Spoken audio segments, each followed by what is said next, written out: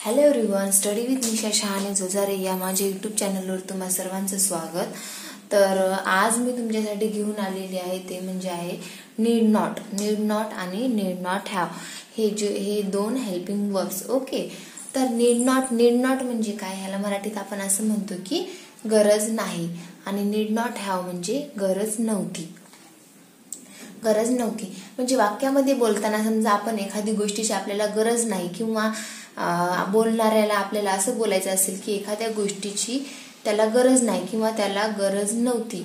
समजा त्याला तिथे जाण्याची गरज नव्हती, त्याला हे खाण्याची गरज नव्हती किंवा इथं बसण्याची गरज नव्हती किंवा त्याला तिथे जाण्याची गरज नाही, त्याला बोलण्याची गरज नाही, त्याला विचार करण्याची गरज नाही. अशा प्रकारची जी आपण वाक्य बोलतो की ज्यामध्ये येतं गरज नाही किंवा गरज नव्हती, तर ही वाक्य बोलण्यासाठी फक्त एवढंच लक्षात ठेवायचं की त्या वाक्यामध्ये आपल्याला नीड नॉटचा किंवा नीड नॉट हॅवचा वापर करावा लागतो.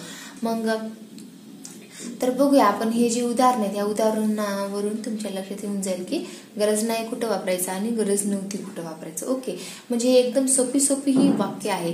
तुम्हाला फक्त वाक्यामध्ये नीड नॉट टाकायचं आहे आणि तुमचं जे मेन वर्ब आहे ते त्याच्यासमोर लिहायचं आहे. कर्त्याच्या नंतर आपल्याला काय करायचं, नीड नॉट टाकायचं आणि नीड नॉट नंतर आपल्याला काय लिहायचं, मेन वर्ब लिहायचे. ओके, आणि राहिलेलं वाक्याच्या शाल तसं लिहून ठेवायचं. आता नीड नॉट आहे, तर नीड नॉट नंतर क्रियापदाचं पहिलंच रूप येतं बरं. ओके, आणि नीड नॉट हॅव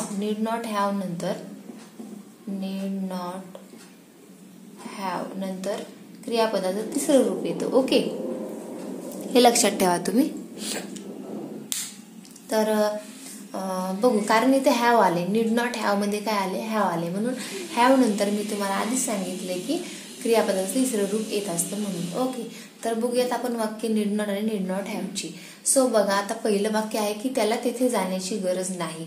बघा हे काय दिले की त्याला तिथं जाण्याची गरज नाही. तर हे इंग्लिशमध्ये बोलण्यासाठी मी तुम्हाला जी ट्रिक सांगितलेली आहे माझ्या आधीच्या व्हिडिओमध्ये, काय करायचं आपल्याला, आधी कर्ता आहे किंवा कर्म आहे तो काय करायचा आधी आपल्याला लिहून घ्यायचं. स्टार्टिंगला मी लिहिलं ही, त्याला म्हणजे मी इथं ही लिहिलं. लगेच मग आपण जेव्हा कर्ता लिहितो तेव्हा लगेच आपण काय करायचे, वाक्याच्या शेवटी यायचे आपल्याला, आणि शेवटी काय बघायचे, गरज नाही असं आले. आणि मी सांगितले गरज नाही असं आलं तर वाक्यात आपल्याला कशाचा उपयोग करायचा आहे, नीड नॉटचा उपयोग करायचा आहे. म्हणून मी वाक्याच्या शेवटी आले तेव्हा मग मी आधी कर्ता लिहिला, मग नीड नॉट हॅव लिहिलं, आणि शेवट झाला गरज नाही, नंतर त्याच्या अलीकडे यायचं काय आहे, जाण्याची, म्हणजे जाणेला आपण इंग्लिशमध्ये काय म्हणतो, गो म्हणतो. मग मी इथं गो लिहिलं. ओके, आणि तेथेसाठी मी देअर लिहिलं. So he need not go there.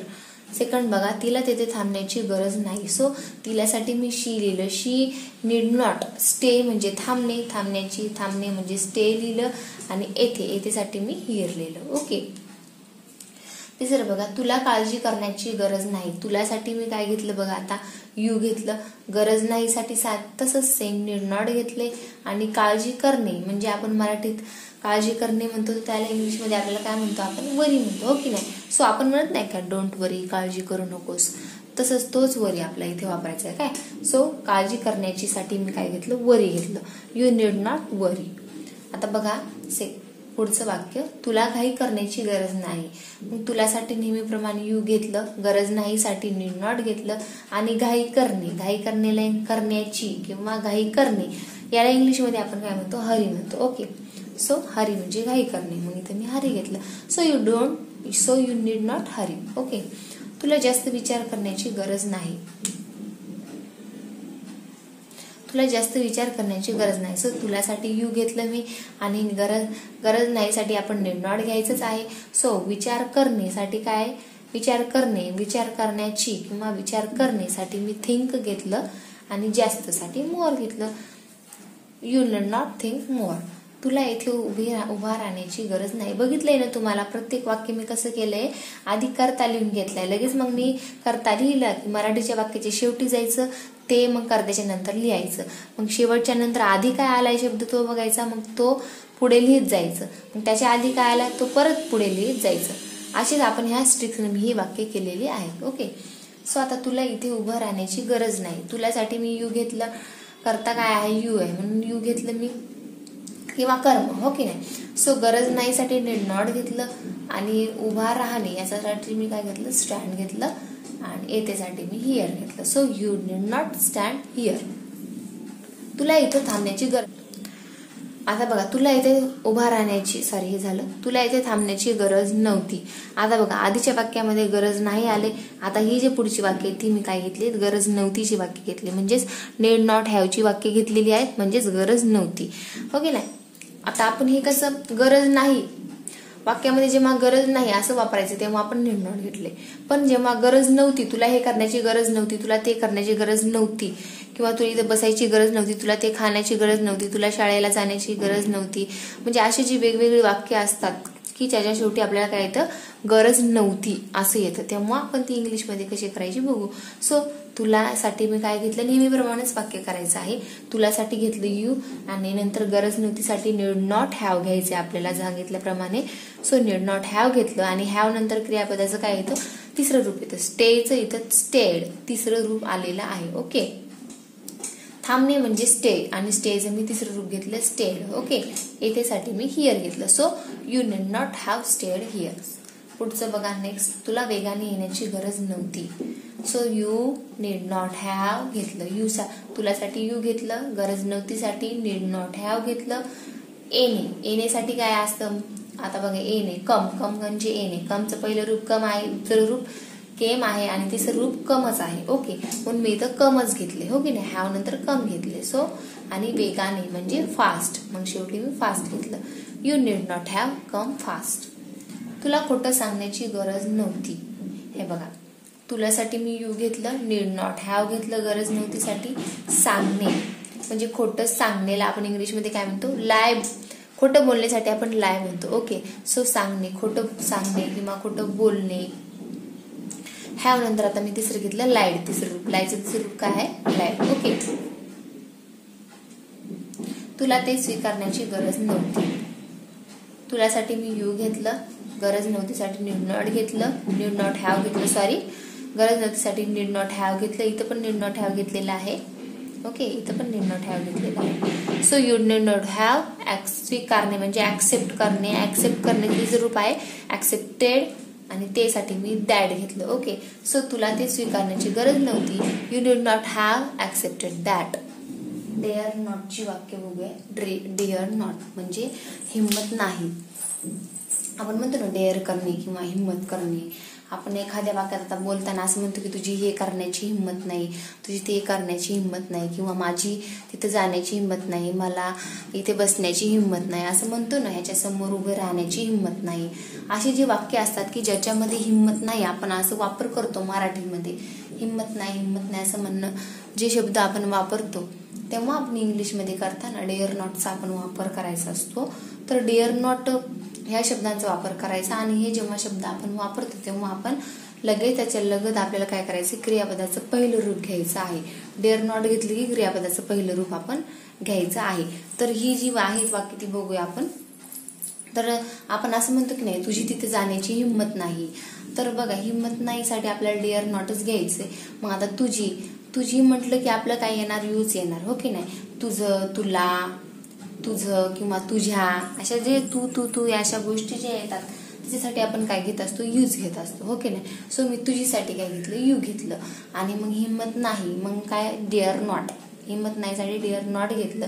जाण्याची म्हणजे जाण्यासाठी गो घेतलं आणि तेथेसाठी डिअर घेतलं. म्हणजे मी हे तुम्हाला सोपे शब्द घेऊन काय करतेय, वाक्य तयार करून तुम्हाला दाखवतेय की तुमच्या लगेच लक्षात राहण्यासाठी. ही कशी साधी वाक्य जी आपण नेहमी बोलतो तीच वाक्य आहेत, हो की नाही.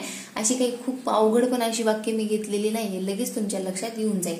आणि तुम्ही नुसता हा व्हिडिओ बघूच नका, तर तुम्हाला ही वाक्य स्वतःला बोलावी पण लागतील, तर तुमची जीभ वळेल इंग्लिश बोलण्यासाठी. ओके, तर ह्या वाक्यांचा तुम्ही सराव करा म्हणजे तुमच्या ही वाक्य लक्षात बसतील. सो तुझी तिथे जाण्याची हिंमत नाही झालं, त्याची तुझ्याशी बोलण्याची हिंमत नाही. मग त्याच्यासाठी मी काय घेतलं, ही घेतलं, हो की नाही. ही म्हणजे तो किंवा त्याची घ्यायचं असेल तरी आपल्याला काय घ्यायचं, ही घ्यायची. सो ही घेतलं. मग डेअर नॉट घेतलं हिंमत नाही साठी. बोलणे किंवा बोलण्याची साठी काय घेतलं मी, टॉक घेतलं. तुझ्याशी म्हटलं की टू यू घ्यायचं. ओके, टू यू म्हटलं की तुझ्याशी येतं. So he dare not talk to you, त्याची तुझ्याशी बोलण्याची हिंमत नाही, त्याची तुझ्याकडे पाहण्याची हिंमत नाही. आता त्याच्यासाठी ही घेतलं, हिंमत नाही साठी डेअर नॉट घेतलं, पाहण्यासाठी काय घेतलं मी, लुक घेतलं. तुझ्याकडे पाहायचे, मग काय घेतलं, ॲट यू, हो की नाही, ॲट यू म्हणजे तुझ्याकडे. So he dare not look at you. त्याची तुला फोन करण्याची हिंमत नाही, त्याच्यासाठी ही घेतले मी, ओके, कारण त्याच्यासाठी हीच घ्यावं लागतं म्हणून ही घेतलं. हिंमत नाही साठी डेअर नॉट घेतलं. फोन करण्याची किंवा फोन करणे ह्याला आपण इंग्लिशमध्ये कॉल म्हणतो, ओके नाही. सो मी इथं कॉल घेतलं, तुलासाठी मी इथं यू घेतलं. So he dare not call you. त्याची आपल्याला नाही म्हणण्याची हिंमत नाही, सो त्याच्यासाठी हीच घ्यायचे, ही घेतलं. हिंमत नाहीसाठी डेअर नॉट घेतलं. आता नाही म्हणण्याची म्हणजे से नो घेतलं, ओके. से नो म्हणजे नाही म्हणणे किंवा नाही म्हणण्याची साठी मी से नो घेतलं. से म्हणजे म्हणणे, नाही म्हणजे नो, ओके. सो से नो घेतलं. आणि आपल्यालासाठी काय घेतलं, टू अस घेतलं आपल्यालासाठी. आता बघा, त्याची आपल्याला खोटं सांगण्याची हिंमत नाही, मग त्याच्यासाठी ही घेतलं. हिंमत नाही साठी डेअर नॉट घेतलं. खोटं सांगणे किंवा खोटं बोलणे आपण काय म्हणतो इंग्लिशमध्ये, लाय म्हणतो. सो इथं मी लाय घेतलं. आणि आपल्याला साठी काय घेतलं, टू अस घेतलं, हो की नाही.